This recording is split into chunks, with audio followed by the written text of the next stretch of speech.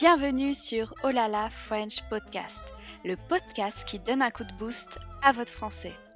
Je m'appelle Manon, je suis professeure de français certifiée et chaque semaine je vous donne des astuces, des méthodes, des conseils et surtout l'énergie pour booster votre apprentissage du français et atteindre vos objectifs. Bonjour les Frenchies, comment vous allez ? Alors moi, je suis super contente car c'est le premier podcast que je poste, ou vidéo si vous êtes sur YouTube. Je suis impatiente car aujourd'hui, je vais vous partager mes 8 astuces indispensables pour apprendre le français. Ce sont des astuces que j'utilise dans mes cours avec mes apprenants et elles sont super. Elles sont fondamentales si vous souhaitez apprendre le français efficacement. Ces astuces vont vous servir si vous êtes débutant en français, mais également si ça fait un moment que vous apprenez le français. Ça peut redonner une jeunesse à votre français. Alors c'est parti.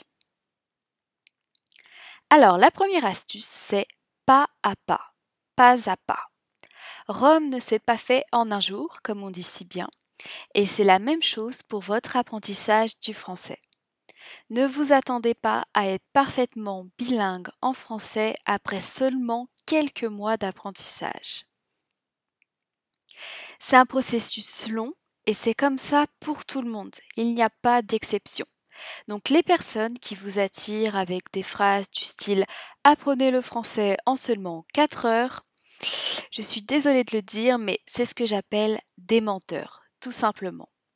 On apprend le français pas à pas, à son rythme. Alors, pour apprendre pas à pas, il faut y aller étape par étape, en ayant au préalable une réflexion sur la stratégie d'apprentissage à avoir.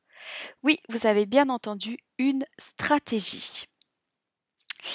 Et oui, pour n'importe quoi, on y arrive toujours mieux avec une stratégie. Apprendre le français, ça se prépare. Réfléchissez à comment vous avez l'habitude d'apprendre. Vous êtes plutôt studieux, vous retenez en écrivant, ou vous aimez mémoriser tout par cœur, ou vous préférez apprendre en vous amusant ou en étant plongé dans la langue française à 100%. Pensez à comment vous apprenez les choses en général. Pensez quand vous étiez à l'école, comment vous avez appris. Par exemple, pour ma part, je sais que j'apprends en écrivant les choses ou avec des visuels. Donc quand je dois apprendre une langue, je sais que je vais utiliser des flashcards et beaucoup écrire. Attention, il n'y a pas une seule stratégie qui fonctionne pour tout le monde. Chaque apprenant est différent, donc vos stratégies seront différentes et uniques en fonction de vous. Pas à pas, cela sous-entend également que vous devez être organisé dans votre apprentissage du français. Alors, essayez de vous prévoir des moments pour apprendre le français. Étudiez votre emploi du temps sur une semaine et voyez où vous pouvez prendre quelques heures pour apprendre le français. Alors, je vous invite à consulter mon article Organiser son temps pour apprendre le français pour vous aider. Donc, je détaille comment organiser son temps en fonction de son emploi du temps pour apprendre le français et je vous mets le lien de cet article en description. Alors, apprendre le français, ça se prépare. C'est un projet auquel il faut réfléchir. Si vous vous lancez du jour au lendemain dans l'apprentissage d'une langue étrangère, vous risquez de très vite vous décourager et d'être complètement dépassé. C'est comme si vous vous mettez à la course à pied, par exemple. Donc, avant de commencer, vous trouvez des chaussures de sport spécifiques pour la course. Vous vous préparez une tenue confortable et vous essayez de trouver un moment chaque jour régulier pour pouvoir vous entraîner. Et c'est exactement la même chose quand on apprend le français. On ne s'y met pas du jour au lendemain. On se prépare bien avant afin que notre apprentissage du français se passe pour le mieux. Je sais que quand on se lance dans quelque chose de nouveau, on veut y arriver très rapidement. Mais il y a certaines choses, comme apprendre le français, qui nécessitent du temps. Alors prenez le temps, ne vous mettez pas la pression. D'abord, trouvez votre stratégie, réfléchissez à comment vous allez apprendre le français, ce qui fonctionne pour vous. Ensuite, organisez-vous, trouvez des moments chaque jour où vous allez pouvoir inclure des moments de français. Même si c'est 15 minutes, c'est bien, c'est correct, commencez comme ça. Et dernièrement, soyez prêts. N'attendez pas le dernier moment pour réfléchir à tout ça, sinon vous allez être perdu et vous décourager. Soyez prêts. Alors la deuxième astuce, faites-vous plaisir. Je pense que c'est l'une des astuces les plus importantes. Faites-vous plaisir. Il faut absolument que vous vous fassiez plaisir en apprenant le français. Si c'est vraiment un rêve pour vous d'apprendre le français, que vous vous passionnez pour la langue française et de sa culture, alors c'est super. Vous allez vraiment vous éclater dans votre apprentissage du français. Par contre, si apprendre le français ne vous passionne pas vraiment, il faut que vous voyez ça comme une opportunité. Par exemple, une opportunité pour vos études. Mais ça peut être aussi une opportunité pour votre carrière, pour votre vie professionnelle, mais également pour votre vie personnelle. Et pour vraiment prendre du plaisir à apprendre le français, essayez de choisir des sujets qui vous plaisent. Par exemple, si vous êtes fan de sport, vous pouvez regarder des vidéos de rencontres sportives commentées en français. Comme ça, vous apprenez en vous amusant. Ou si vous êtes fan de séries ou de films, je peux vous en conseiller plein en français. Donc je vais vous mettre le lien en description de mon top 10 volume 1 et volume 2 des meilleures séries françaises pour apprendre en s'amusant.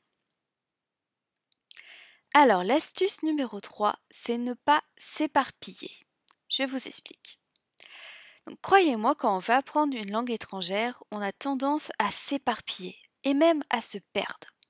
Comment savoir s'il faut commencer par apprendre la grammaire, le vocabulaire, l'orthographe, la culture? Par quoi commencer? Alors c'est un peu compliqué à dire comme ça. Le plus simple en fait, c'est de se tourner vers un professeur de français spécialisé, comme moi, et on pourra ainsi vous guider et vous donner des indications et des ressources dans le but que vous réussissiez votre apprentissage. C'est notre travail en fait de créer un plan d'apprentissage structuré pour que vous atteigniez vos objectifs simplement et sans s'éparpiller. Vous n'avez rien à faire, juste suivre notre plan et apprendre. Donc n'hésitez pas à me contacter si vous souhaitez que je vous apprenne le français. Donc je vous mets le lien de mon site internet en description, ainsi que mon adresse mail si vous souhaitez me contacter, n'hésitez pas. Astuce numéro 4, soyez indulgent avec vous-même. Donc les êtres humains, on a tendance à être très sévères envers nous-mêmes. Mais un conseil vraiment, soyez indulgent avec vous-même. Alors il y a des jours où vous allez voir votre progression, votre français va être fluide, ça va être parfait, ça va vraiment être génial. Vous allez réussir à comprendre tout de suite quelque chose qui vous paraissait peut-être impossible avant. Mais il y a d'autres jours qui seront plus difficiles, où vos mots ne vont pas sortir correctement et où vous allez vite vous décourager. Cependant, c'est vraiment inutile de vous en vouloir ou de penser à abandonner.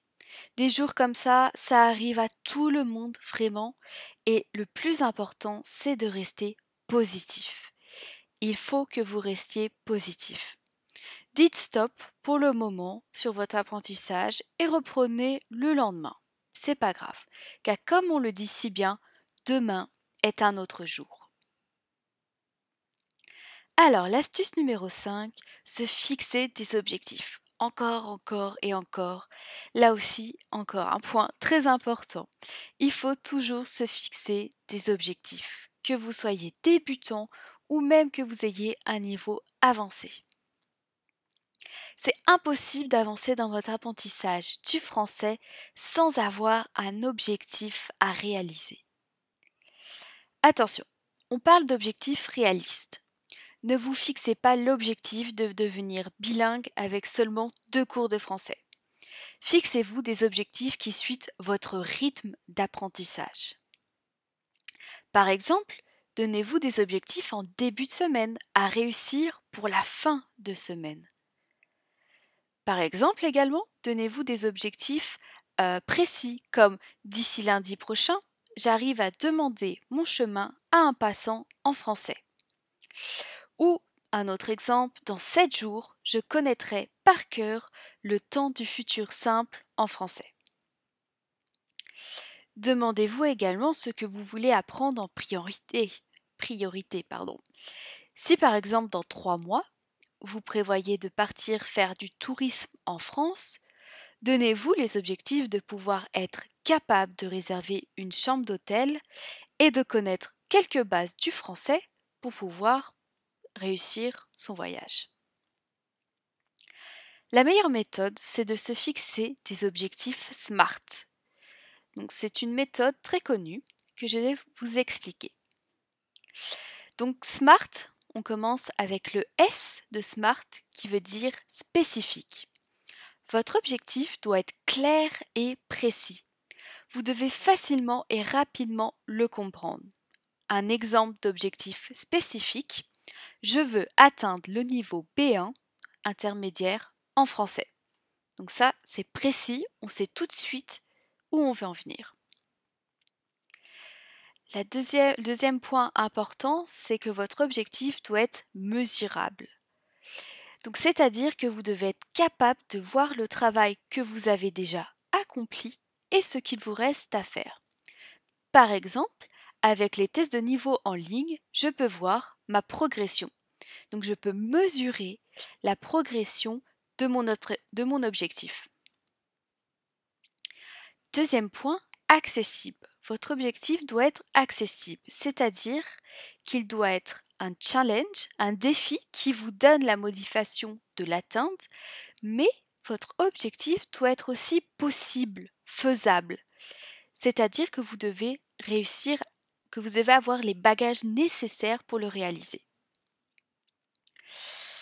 Par exemple, un objectif qui est accessible, j'apprends le français avec un professeur spécialisé, ce qui me permettra d'atteindre plus facilement et rapidement mes objectifs. Donc ça, c'est un exemple d'un objectif accessible. Ensuite, votre objectif doit être réaliste. Donc l'un va avec l'autre. Pour que votre objectif soit accessible, il doit aussi être réaliste. Vous pouvez y aller étape par étape et vous fixer des objectifs de plus en plus difficiles.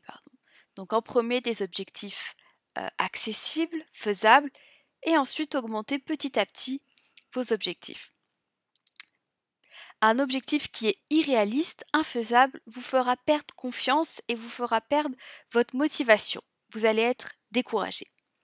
Alors un exemple d'objectif réaliste, je consacre au moins 1 heure de ma journée pour apprendre le français. Votre objectif également doit être temporel, c'est-à-dire que votre objectif doit être limité dans le temps.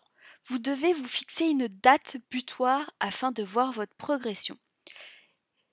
Donc par exemple, un objectif temporel peut être je veux atteindre le niveau B1 en français en 6 mois. Donc là, on a un objectif qui est temporel, où il y a une date à ne pas dépasser. Donc ensuite, l'astuce numéro 6, être fier de son avancée. Encore un point très important. Bon, en vrai, tous les points sont très importants. Donc c'est très important d'être fier de soi et de se rendre compte du chemin qu'on a parcouru. Soyez fier de votre avancée et des progrès que vous avez faits. Par exemple, si vous avez atteint l'objectif que vous vous êtes fixé cette semaine, accordez-vous un moment de plaisir ou de détente pour fêter ça. Prenez du temps pour vous, faites-vous plaisir et soyez fiers de votre avancée. C'est très important. Astuce numéro 7. Écoutez, lisez, écrivez et parlez. Donc c'est fini, mange, prie, aime. Maintenant, votre nouveau mantra, c'est écoutez, lisez, écrivez et parlez. Pour maîtriser une langue, il ne faut délaisser aucune de ses compétences. Je vous l'assure, je l'ai même vécu. Alors, je ne l'ai pas vécu pour le français, mais je l'ai vécu pour l'anglais. Donc, quand j'apprenais l'anglais, je privilégiais surtout l'expression et la compréhension écrite, ainsi que la compréhension orale. Je n'avais pas vraiment l'occasion de m'exprimer oralement en anglais, et j'avoue que je suis un peu timide, donc ça m'arrangeait. Cependant, le jour où j'ai déménagé dans un pays anglophone, j'ai vite regretté. J'ai été obligée de m'exprimer en anglais dans le cadre de mon travail, mais également dans ma vie quotidienne. Et quand cela arrivait, les mots étaient dans ma tête, j'aurais pu les écrire, mais j'ai eu beaucoup de difficultés à m'exprimer oralement, et ça aussi par le manque d'habitude. En plus, avec le regard des autres qui tentent de comprendre tant bien que mal ce que vous dites, cela vous met encore plus la pression et forcément vous perdez vos moyens. Surtout que vous ne rencontrez pas toujours des gens compréhensifs et patients avec vous. Il y a vraiment de quoi perdre confiance en soi. Donc, un conseil, une astuce, ne faites pas la même erreur que moi. Entraînez-vous en compréhension orale et écrite, ainsi qu'en production orale et écrite. Écoutez, lisez, écrivez, parlez en français. Avec ça, vous aurez toutes les clés en main pour réussir à vous débrouiller dans n'importe quel pays francophone. La dernière astuce, de last but not the least, lancez-vous. On est tous pareils. On a envie de réaliser quelque chose, on a un projet en tête, mais la peur nous bloque. Mais cette peur-là, ne l'écoutez pas. Foncez et écoutez votre cœur et vos envies. Si vous ne le faites pas, vous allez regretter. Si vous avez envie, par exemple, d'apprendre le français, de déménager dans un pays francophone, ou même tout simplement de rentrer en contact avec un francophone natif, lancez-vous. Vous n'avez rien à perdre, mais tout à gagner. Voilà, alors c'était les 8 astuces indispensables pour apprendre le français. Donc comme je vous l'ai dit, ces astuces sont hyper importantes. Je les donne également à mes étudiants. Donc je vous fais également l'honneur de vous les donner. Donc faites-en bon usage. Donc n'hésitez pas à commenter les astuces que vous utilisez au quotidien pour apprendre le français, s'il y en a certaines que je n'ai pas citées par exemple. Et si vous utilisez déjà une de ces 8 astuces, mettez un j'aime donc si vous êtes sur YouTube et peut-être mettez 5 étoiles sur le podcast.